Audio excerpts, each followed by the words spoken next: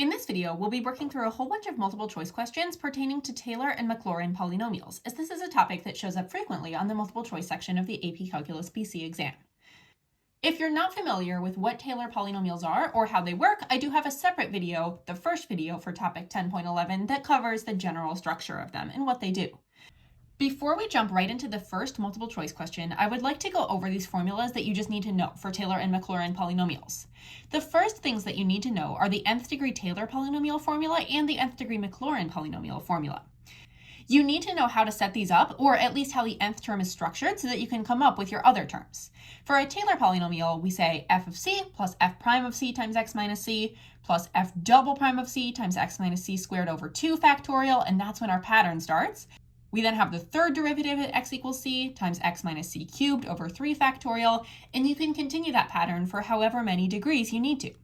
Then for the Maclaurin polynomial, remember that a Maclaurin polynomial is just a Taylor polynomial centered at x equals 0. So we would just plug in a 0 everywhere that you see a c. So honestly, if you know this formula, you'll be able to get the formula for a Maclaurin polynomial, no problem. The third thing that you really just need to memorize is the Maclaurin polynomials for sine of x, cosine x, and e to the x. You can come up with these by finding the first, second, and third, etc. derivatives at x equals 0 for each one of these and then plugging them into the Taylor polynomial or Maclaurin polynomial formula. But if you have just memorized these, it's going to be a lot easier. Because then when you get a question and it says approximate e to the power of 0.1 with a third degree Maclaurin polynomial, all you do is you take this and you plug in 0.1 into this formula instead of having to come up with that formula as well. In order to successfully respond to all these multiple choice questions, we're going to need to know the formula for a Taylor polynomial. So that's our general formula that we're going to be using. Let's take a look at this first multiple choice question. Selected values of a function f and its first 3 derivatives are shown in the table. What is the approximation for f of 4.2 obtained by using the third degree Taylor polynomial for f around x equals 4? So they gave us our center. When it says about x equals 4, that means that c is going to be equal to 4. The other thing that I'm going to do to help myself in this question is write out the general formula for a third degree Taylor polynomial.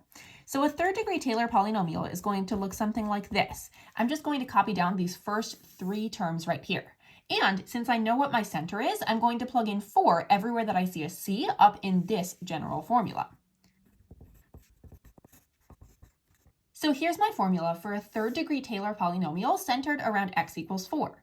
Now, the information that I need to find, like f of 4, f prime of 4, and f double prime of 4, a lot of that is given to me in this table.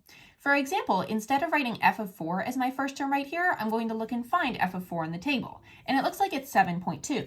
So I'll start to rewrite this formula, plugging in actual numbers.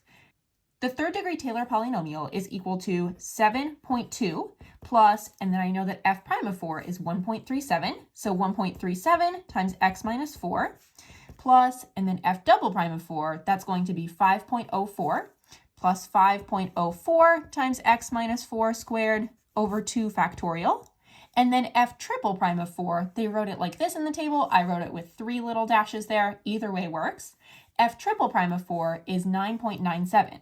So our last term will be plus 9.97 times x minus 4 cubed over 3 factorial.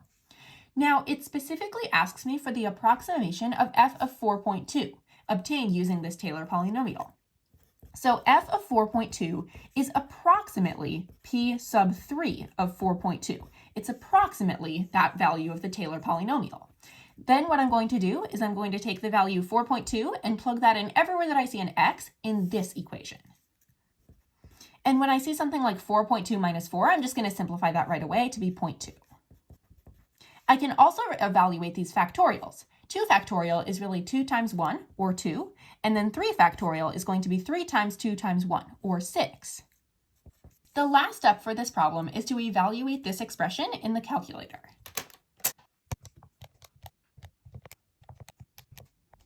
This is equal to 7.588 if we truncate to 3 decimal places. Therefore, choice B is the correct response. Values of a function f and its first 3 derivatives at x equals 2 are given in the table. What is the third degree Taylor polynomial for f about x equals 2? So I know that I'm going to be constructing a third degree Taylor polynomial, and my center is going to be c equals 2. I'm going to write out the general formula for a third degree Taylor polynomial centered at x equals 2. That's going to look something like this.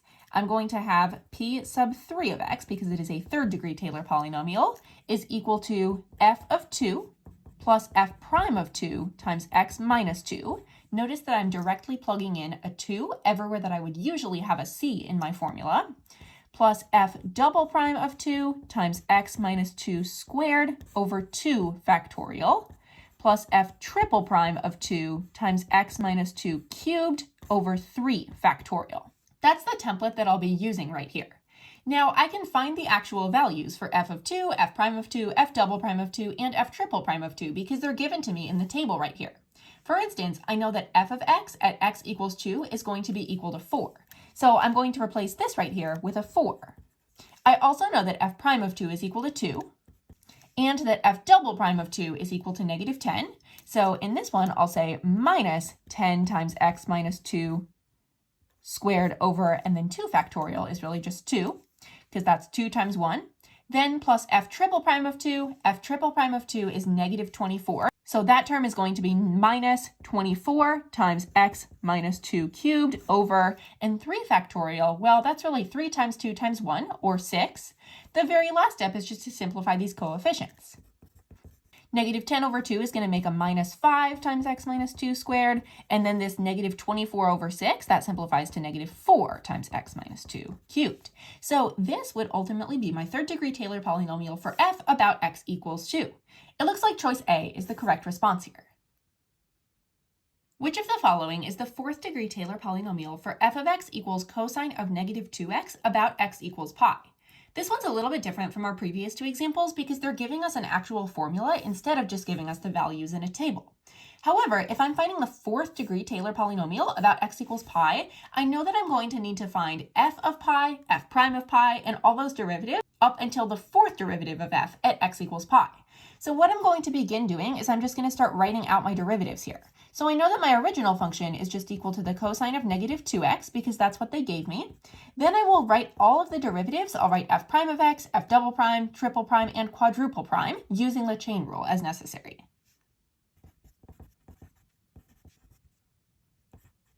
Now that I have all of those derivatives written out, what I'm going to do is evaluate each of these at x equals pi because that's my center of the Taylor polynomial.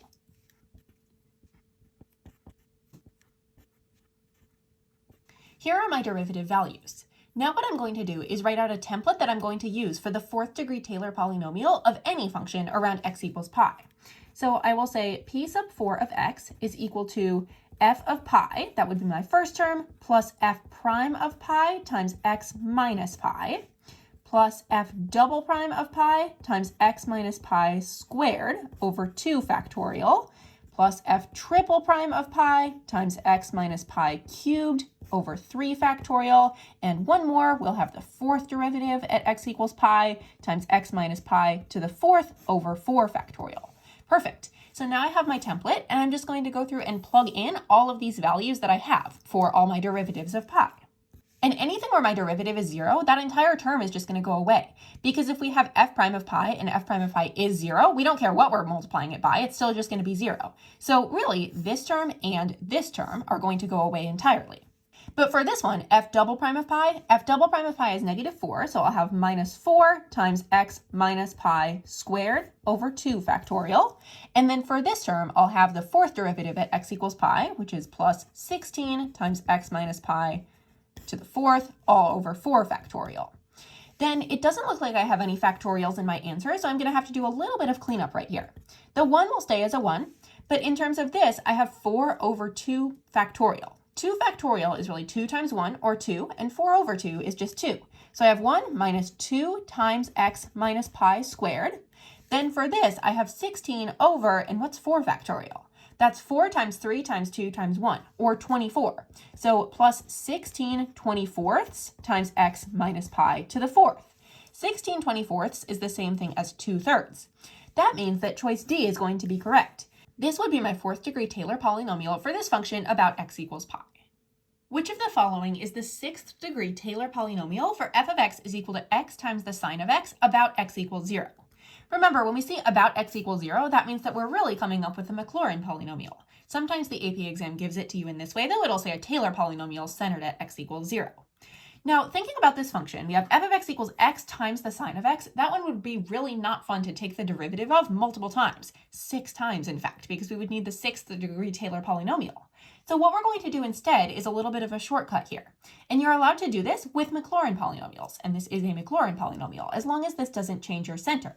So our Taylor polynomial approximation for sine of x, that's going to be x minus x cubed over 3 factorial plus x to the 5th over 5 factorial minus x to the 7th over 7 factorial continued.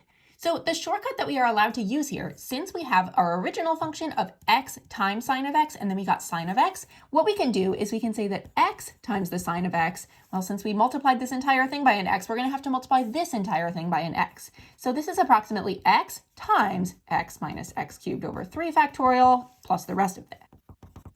Now, since it asks for a 6th degree Taylor polynomial approximation for this, what I'm going to do is just distribute this x until I get to a degree of 6.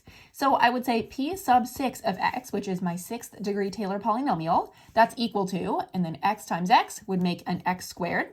X times x cubed over 3 factorial, that would be minus x to the 4th over 3 factorial. Then distribute the x to the 5th over 5 factorial, that would be plus x to the 6th over 5 factorial.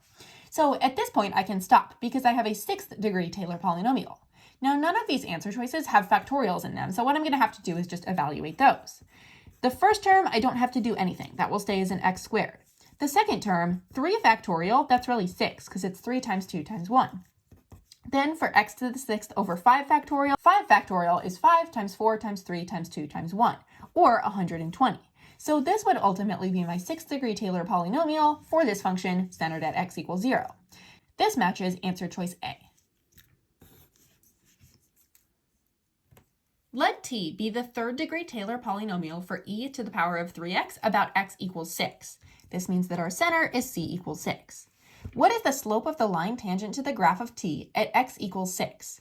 Slope of the tangent line, or slope of the line tangent to the graph, that just means the derivative. So this question is really asking, what is the derivative of t, our Taylor polynomial, at x equals 6? The first derivative of our Taylor polynomial is going to be the same thing as our first derivative of the actual function, because remember, those derivatives are what we are using to make our Taylor polynomial look like our actual function. So the derivative of our Taylor polynomial, which is going to be t prime of 6, that needs to be equal to f prime of 6, the derivative of our original function. We'll say that f of x, our original function, was e to the power of 3x at x equals 6. So if we can find f prime of 6, let's do that. We know that f prime of x is going to be equal to 3e to the power of 3x, using the chain rule right there. Then we can find f prime of 6, that would be equal to 3e to the power of 3 times 6, or 18. So choice D is our correct answer. We know that the slope of the line tangent to the graph of our Taylor polynomial at x equals 6 is going to be 3e to the power of 18, because that is the same as the derivative of our actual function at x equals 6. Let p sub 3 of x be the 3rd degree Taylor polynomial for f of x equals x minus 1 to the 4th about x equals 0. Remember, when we are centered at x equals 0, that means that we're really dealing with the Maclaurin polynomial. Which of the following is p sub 3 of x, that 3rd degree Taylor polynomial? The first thing I'm going to do is write out a general formula for a 3rd degree Maclaurin polynomial.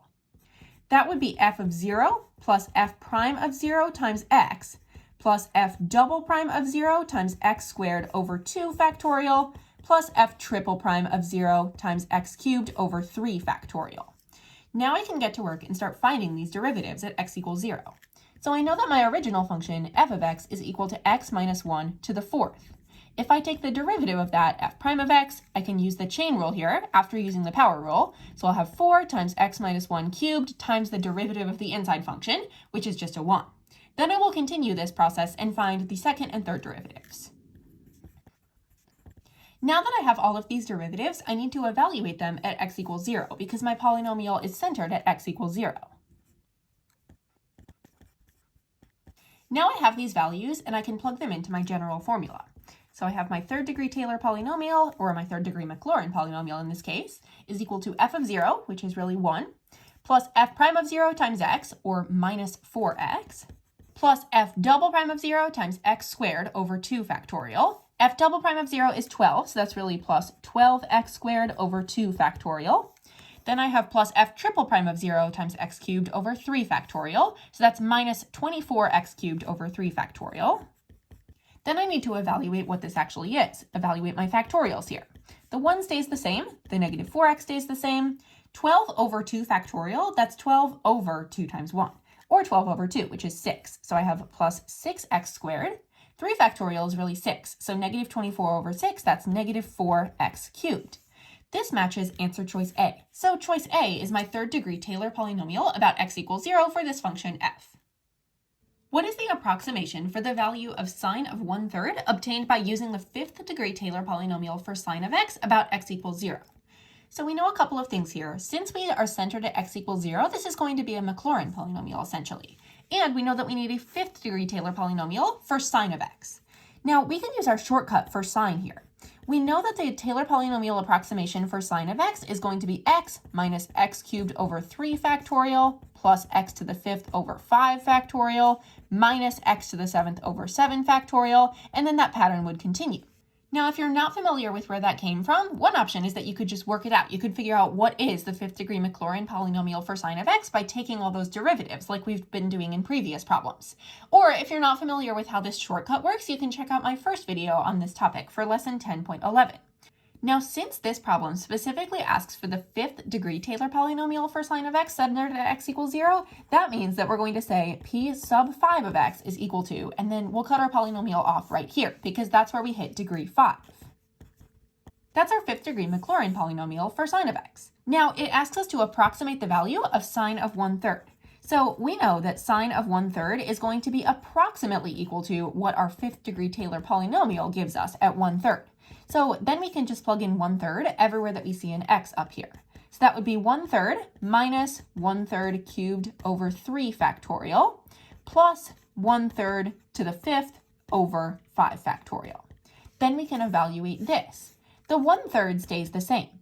The 1/3 cubed on top here, that's going to be 1/27th, and the 3 factorial is really 3 times 2 times 1, or 6. Then for this one, 1/3 to the power of 5, that becomes 1 over 243, and then the 5 factorial, that's 5 times 4 times 3 times 2 times 1, or 120. Then we can just evaluate this further, because it's not matching any of our answer choices yet. We have 1/3 minus 1/27th times 1/6, because dividing by 6 is the same thing as multiplying by 1 over 6, plus 1 over 243 times 1 over 120. When we evaluate that, that comes out to be 1/3 minus 1 over 162 plus 1 over 29,160. This matches answer choice C, so C is the correct response here. That's the fifth degree Taylor polynomial approximation for sine of x about x equals 0. Let f be a function that has derivatives for all orders x greater than 0, such that f of 8 equals 3, f prime of 8 equals 12, f double prime of 8 equals negative 6, and f triple prime of 8 equals 24. So I would assume at this point that our Taylor polynomial is probably going to be centered around x equals 8, because that's all the values that they're giving us. Which of the following is the third degree Taylor polynomial for f about x equals 8? So we're working with a third degree Taylor polynomial, and our center is c equals 8, or x equals 8. First, let's write out the general formula or rule that we use for a third degree Taylor polynomial centered at x equals 8. We would say p sub 3 of x is equal to f of 8 plus f prime of 8 times x minus 8 plus f double prime of 8 times x minus 8 squared over 2 factorial, and this is where the pattern starts kicking in, plus f triple prime of 8 times x minus 8 cubed over 3 factorial. And since we were working with a third degree Taylor polynomial, that's where we hit degree 3. Now, it gave us all of these values, so this one is really not going to be too tricky. We're just plugging in some values. So in terms of what f of 8 is, we know that f of 8 is equal to 3. So we have 3 plus f prime of 8 is 12, so plus 12 times x minus 8. F double prime of 8 is negative 6, so this will be minus 6 times x minus 8 squared over 2 factorial. Then for the fourth term, we have f triple prime of 8, which is 24. So we'll have plus 24 times the rest of the term, x minus 8 to the power of 3 over 3 factorial. Now we just have to do a little bit of cleanup to make sure that our answer choice is in the format of one of these choices. Now we just have to do a little bit of cleaning up with the factorials. Our first two terms are going to stay the same. we'll have 3 plus 12 times x minus 8. That really doesn't help us eliminate any answers though, because we have all of these that have this 3 plus 12 times x minus 8. Then we have minus 6 over 2 factorial. 6 over 2 factorial would be 6 over 2, so minus 3 times x minus 8 squared. 24 over 3 factorial, we know 3 factorial is 6, so 24 over 6 is going to be 4. So we have plus 4 times x minus 8 cubed. Which answer choice matches with this one? It looks like it's choice C, so that would be our correct answer. The figure shows the graph of a function g. Which of the following could be the second degree Maclaurin polynomial for g? This one's kind of a different type of question because looking at this graph, they don't even give us any actual numbers on here. But we know that a Maclaurin polynomial, that is centered at c equals 0 or x equals 0. So our kind of point of interest right here is this point right here. We can also write out the formula for a second degree Maclaurin polynomial. A second degree Maclaurin polynomial would look like this. We would have f of 0 plus f prime of 0 times x plus f double prime of 0 times x squared over 2 factorial. That would be our formula for a second degree Maclaurin polynomial. Now, in this case, I suppose we would have g's instead of f, so I'll just go through and change that. In this specific case, it looks like g of 0 is a positive value. So since we have some options where this first term, the g of 0, is a negative value, we can eliminate that choice right away. Then we can look at the sign of g prime of 0.